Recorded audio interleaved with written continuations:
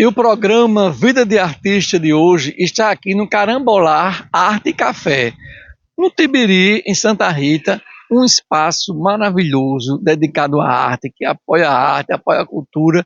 Fica aqui na rua Jacareú. E é um espaço, mostra aí, Paulo, que maravilha de espaço. E hoje nós vamos conversar aqui no Carambolar Arte e Café com uma atriz que está completando nada mais, nada menos do que 50 anos de teatro. Imagine quanta história ela tem para contar. Nós vamos conversar hoje com Angélica Maria. Eu passei um dia lá no Teatro Santa Rosa, trabalhava ali perto, próximo.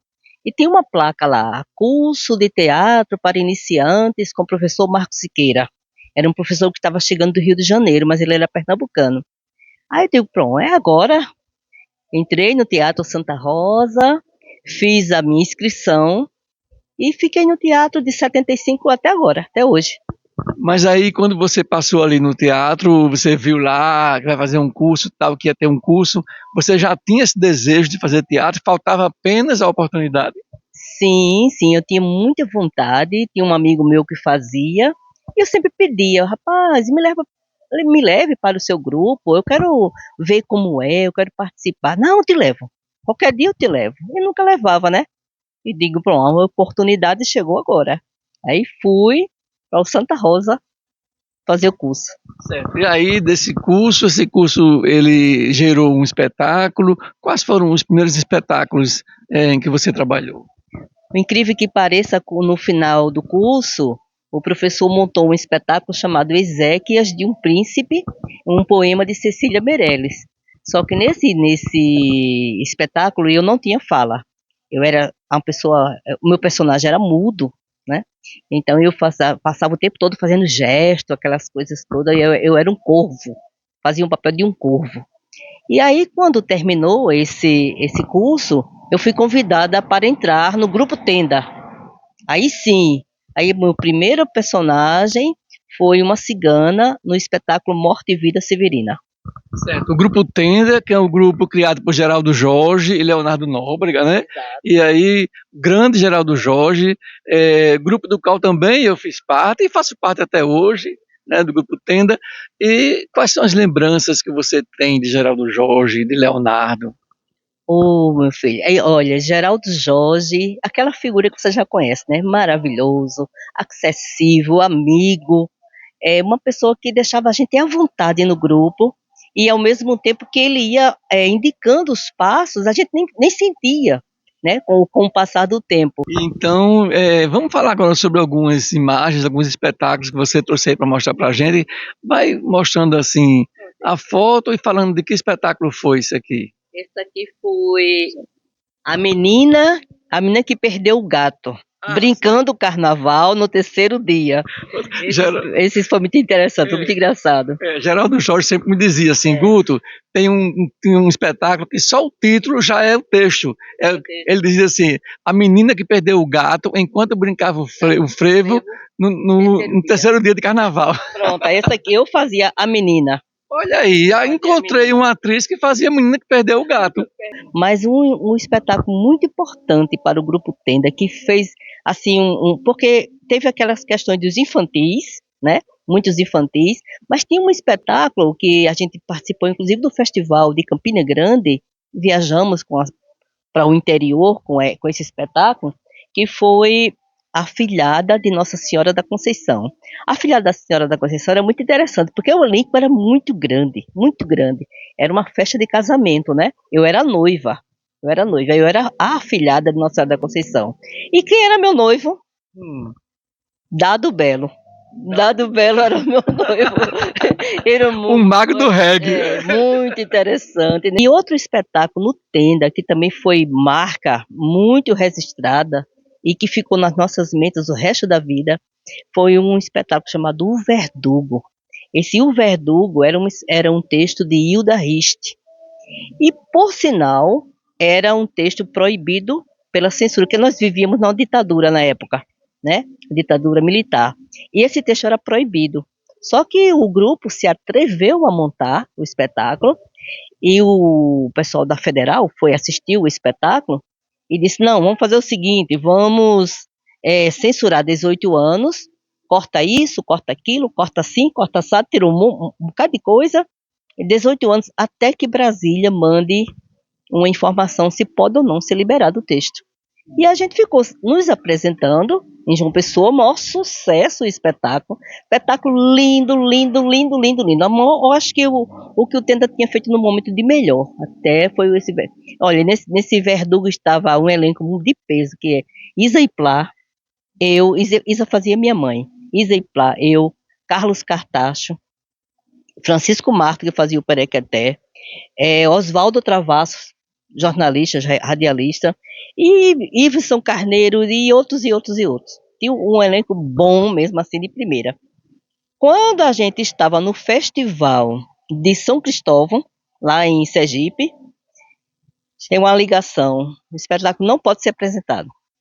Proibido, não pode ser apresentado. E nós tentamos negociar para fazer as portas fechadas sobre o pessoal do festival.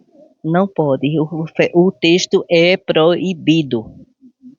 E aí o elenco se desmanchou em choro, em lágrimas, em tristeza. Está no festival, certo que até poderia ganhar um prêmio, porque o espetáculo era maravilhoso. E aí... Mas era muito difícil, né, Angélica? Você dá um depoimento aqui importantíssimo. Era muito difícil fazer cultura naquela época da ditadura, né? Tudo tinha que passar por ele, tudo tem que passar pelo crivo da Federal. Se não passar, conta mais acabou. sobre tua vida de artista daí para frente. Bem, depois que eu saí do Tenda, mais ou menos em 80, e eu acho que 82, 80 e pouco eu saí do Tenda, eu passei por aquele período que toda mulher passa, em filhos, em casamento, aquela coisa toda, emprego, trabalho, a universidade que eu comecei a fazer, o curso de educação artística, deu uma parada no tempo. Então criei, na época, o Barulho Arte Cênica, o nome do grupo. Ao mesmo tempo, Tarcísio Pereira me convida para trabalhar no Sagarana, num espetáculo de Tarcísio Pereira, chamado, na época, era o Cérebro do Peixe. Hoje ele mudou o título, né? E é A Mulher de Meu Pai, né? O título do espetáculo. Espetáculo assim, forte, forte, um drama. Eu fiz esse trabalho com Tarcísio, e já que tinha montado o meu próprio grupo, chamado Barulho Arte Cênica. Por que barulho? Porque eu queria fazer barulho, não estava mais me aguentando sem fazer nada. Eu queria fazer alguma coisa. E a gente montou um espetáculo que ficou na história. O primeiro espetáculo do Barulho Arte Cênica ficou na história, chamado O Tico Tico Cantador. Eu não sei se eu tenho algum espetáculo agora. Ah, vê aí, eu lembro desse espetáculo. Tico Tico Cantador. Tinha Luiz Zé Carlos, né? Zé Carlos. Tinha Carlos de Souza, Carlos de Souza, Thelma, tinha o meu filho, Ernesto Che Guevara. Mostra aqui. E eu fazia o menino chamado Garibaldo, que é esse aqui, Garibaldi. Esse menino aqui, esse aqui lá de cá. Mas o espetáculo era assim, era de colocar o Teatro Santa Rosa abaixo. Uma vez o diretor do Santa Rosa me chamou e disse, olha, maneira um pouquinho, porque o Santa Rosa vai passar por uma reforma, não está suportando tudo isso, porque as crianças só faltavam pegar fogo dentro do teatro, porque o espetáculo envolvia a criança, né? E as crianças ficavam muito agitadas, queriam pegar o caçador, porque o caçador porque queria, tinha uma obsessão pelo tico-tico, e o tico-tico era pássaro em extinção. Então o caçador queria, porque queria pegar o tico-tico, e as crianças ajudavam, o teatro ficava aquela bagunça de criança, né? Aquela coisa toda. Aquela magia de envolver a criança, né? Além do mais, pelo que você conta aí, um teatro educativo, né? E um texto de Carlos Cartacho muito interessante, viu? Eu fiquei apaixonada quando vi pela primeira vez, eu digo, não, vou ter que montar esse trabalho. E eu dirigi e trabalhei como atriz, né? Porque eu fazia o menino, o Garibaldi, e a minha direção, tudo iluminação, tudo fui eu, porque não tinha, como a gente não tinha recurso, até o cenário foi eu e o elenco que construímos. Nós construímos com as nossas próprias mãos. A gente tinha esse hábito, né, no teatro de grupos, né, em João Pessoa, que eu acho que é uma coisa que não sei se está em extinção, mas a gente vê muito pouco hoje em dia.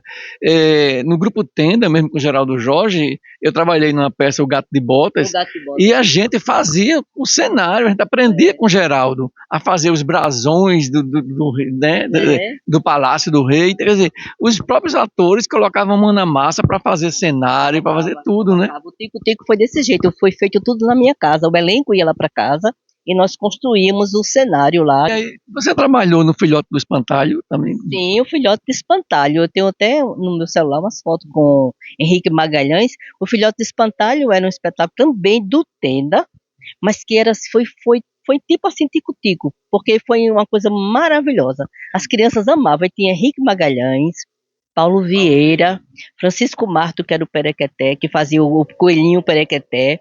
Eu fazia a Mamãe Espantalho. E assim, o elenco era pequeno, mas era era delicioso trabalhar no Filhote do Espantalho. Depois, Da companhia. Barulho Arte Cênica. Interessante, Augusto. Esse espetáculo foi assim uma coisa, uma dádiva que aconteceu na minha vida, porque eu conhecia o Dr. Odilon, né? E Dr. Odilon tinha muitos livros. Um dia eu cheguei e vi um livro lá, aí comecei a olhar, folhear o livro, ele disse: "Você quer esse livro? Fique para você." Era um livro de Ascenso Ferreira. E como eu sou apaixonada por poemas, os poemas todos numa sequência que parecia um texto com começo, final e fim. Entendeu? Ficou bem legal. Então, aí depois disso aí, como é que está hoje a sua vida na cultura, no teatro? Você está no grupo Tati com Ivonaldo, o teatro de Ivonaldo aqui em Santa Rita movimenta, né? Olha, tem muita história aí, nem começou, nem começou. Depois do Barulho Arte Cênica, eu vim para Santa Rita, a convite do prefeito, para ser diretora de cultura. Né? Ele me convidou para vir para. Agora disse: olha, a exigência. Você tem que ir morar em Santa Rita. Para trabalhar comigo, tem que morar lá. Eu digo: então vamos. Arrumei a mudança, vim embora morar em Tibiri. Vim para Tibiri. Aluguei uma casa aqui e morar em Tibiri. E aí, nesse negócio de ser diretora de cultura de Santa Rita, conheci Ivonaldo. E não sabia que Ivonaldo era meu conterrâneo. A gente nasceu na mesma cidade, as famílias eram todas amigas e nós dois não se conheciam. E que cidade é essa? Serraria. Eu nasci em Serraria, ele também. Aí, coincidentemente, nós viemos morar. Eu vim morar aqui e conheci ele. E aí entrei para o Grupo Tati. Prisões. Essa aqui ganhou o 3º lugar do Festival Estadual, lá no Espaço Cultural. E o prêmio para mim de melhor atriz coadjuvante. Isso já foi no grupo com o Ivonaldo, Já né? foi no grupo com o Ivonaldo, com o Tati, né? E nesse período que eu passei um tempo parada, eu fui diretora do grupo de teatro da Alpargata, fui convidada para a Alpargata, e também dei oficinas de teatro para alunos da Rede Municipal de Pedra de Fogo. Então, assim, eu sempre estava em atividade, né? Sempre em atividade, nunca parava totalmente. Ok, então tá. Aqui tá um pouco só da história de Angélica Maria, porque tem coisa para contar ainda, viu? Mas assim, o que a gente percebe é que, estando no teatro, em cena ou não, mas a arte sempre permeia toda a sua vida, né? Você nunca se afastou da arte, né? Não, sempre está presente. Aqui com Sandra Alves, no Carambolá, nós fizemos umas encenações de poemas de Augusto dos Anjos para as Sextas Culturais, que era promovido por ela. Aqui a Angélica quer mostrar mais uma foto. Que espetáculo é esse? O Cérebro do Peixe, que hoje é a mulher do meu pai. Eu e a Laênio aqui nessa cena. Laênio Domingos. Então, encerramos assim com uma foto de uma cena maravilhosa de Angélica Maria, Laênio Domingos, com o espetáculo Mulher do Meu Pai e Tarcísio Pereira. E assim a gente vai encerrando o Vida de Artista de hoje da sua Bafafá TV. Se liga aí que tem Angélica Maria na Bafafá TV. Obrigada, um prazer estar aqui com vocês.